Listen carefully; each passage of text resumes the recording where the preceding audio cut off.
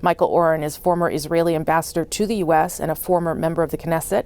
Ambassador Oren, thank you for being here this morning.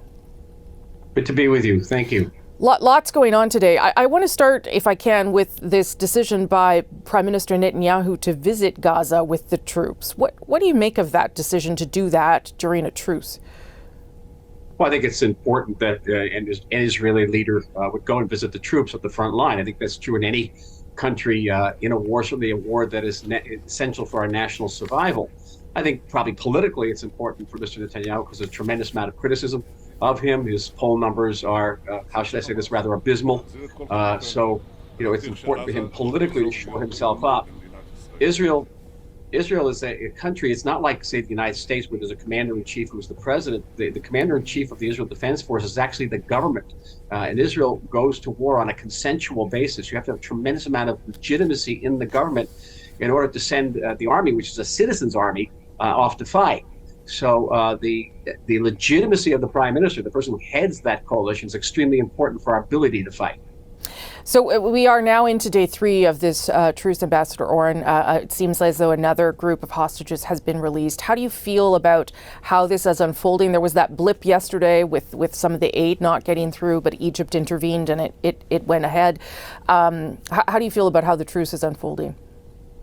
I think I probably speak to the vast majority of Israelis in saying that our feelings are mixed, quite naturally mixed. On one hand, we're delighted that these hostages are reunited with their families, and we hope for the further release of hostages, not just the 50 that are scheduled, but for all of the hostages to be reunited with their families. On the other hand, we understand we're dealing with Hamas. It's a terrorist organization. It's not an honest negotiator. It's not going to negotiate in good faith. It's always going to sort of move those goalposts whatever it can. That's the glip you were talking about, the glip. Yeah. And we'll try to, always try to take advantage. Hamas conducts terror not just physically, but it also conducts terror emotionally. Imagine what these parents and family members went through yesterday.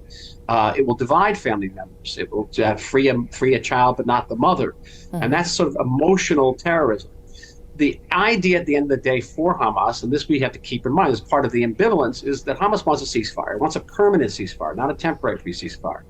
A ceasefire for Hamas means it wins. It means it gets away with mass murder. It means it reorganizes itself and prepares to launch the next attack, which is precisely what its leaders said it's going to do. They're not hiding that intention. And so we have this very difficult, almost impossible task of doing two things at the same time, releasing the hostages and destroying Hamas. Where Hamas won't release all the hostages, of course, because once it does that, we'll be able to, for example, flood those tunnels, the 300 miles of tunnels under Gaza, and finish off Hamas.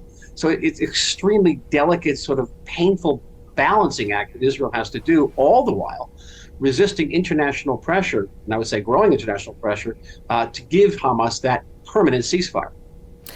We are just getting word, CNN is reporting, Ambassador, that the 4-year-old Israeli-American Abigail, who was mentioned by President Biden on Friday, has been released. What does that indicate to you, that the idea that obviously she's a child, so that was part of the intention to release, but the fact that she is also American, I would imagine would be significant for the Biden administration. It is first of all, I want to say I know that family very well, old family friends, and I'm moved and delighted. Okay, if I sound a little choked up, I'm very moved and delighted. It's important for the president. The president has gone out on a limb here. He's gone out on a limb generally for Israel and is paying a political price for it. His numbers are collapsing among especially young Democratic voters who disapprove of his handling of this, but he has remained absolutely steadfast in opposing these calls for a permanent ceasefire. He understands that would basically be a victory for Hamas and perhaps even the end of Israel. He understands that. But he's trying to also gain some credit, and he went out on the limb and helped him to negotiate this hostage release. And he hadn't really received any quid pro quo from Hamas, which is precisely was, again, Hamas's goal. It's not just a physical terrorist, it's also a diplomatic terrorist. It's trying to drive a wedge between Israel and the United States, and was doing that by not releasing any of the Americans. So now Hamas gets a good headline by releasing Abigail. It's that's the price of this hostage deal. But I think it also maybe gives a little bit of help to Joe Biden, who has really paid a political price for standing by Israel.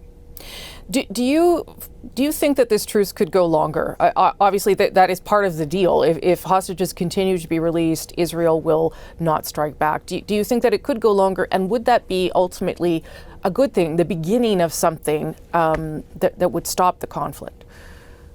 Well, let's play it out to the end. Israel's offered an extra day of ceasefire for every 10 hostages released. And they are equivalent. Will have been, on the end of the ceasefire, about 170 hostages still in captivity in Gaza. So you can say how many days of a ceasefire that's going to amount to, say just another over 2 weeks of a ceasefire, which Hamas is going to want to play out. But at the end of the day, Hamas is not going to give up all the hostages. Again, the hostages are going to be their get out of Gaza free card. And even if they give up the last, even if there were a permanent ceasefire and all the hostages were released, Israel would still have to continue its fight against Hamas. And I'll explain. It's not very complicated. We have about 250,000 internal refugees in Israel. People have been forced out of their homes because they cannot go back to their border communities because of Hamas. If Hamas just reconstitutes itself and it prepares to launch the next strike, large swaths of Israel will become uninhabitable. We have no tourism right now, almost no foreign investment.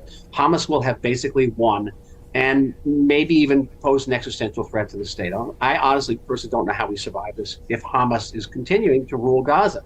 And so even, if in the best of all worlds, Hamas would release all the hostages and we would offer them a deal, and I'm saying this, I'm not an ambassador anymore, so this is my personal opinion. Sure. We would offer the deal similar to the deal that we offered the PLO in Beirut in 1982, which is, get on a boat, go somewhere, go to someplace horrible like Libya or Algeria, and give us all the hostages. We'll let you go for free. We won't sink the boat. And that would be probably the best outcome anybody could hope for. It's too early to tell whether that outcome is in any way possible.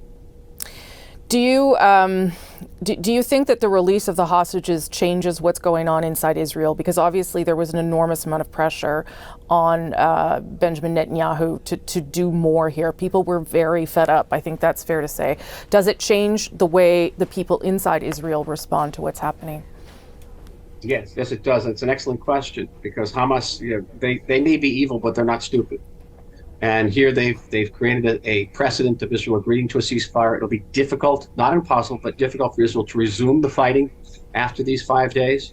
But also within Israel, Hamas has succeeded in putting wedges within Israel itself.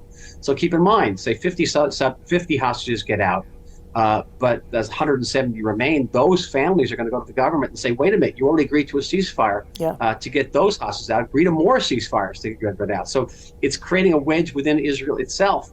My training is as an historian, and looking back through history, I can't find another example of a country that had to make these type of decisions. They're just excruciating all the time. And there's no good decision. There's only a less catastrophic decision, literally. And, we'll be writing about this for many, many decades to come. Right now, there's no good outcome. There's only a less agonizing, terrible outcome.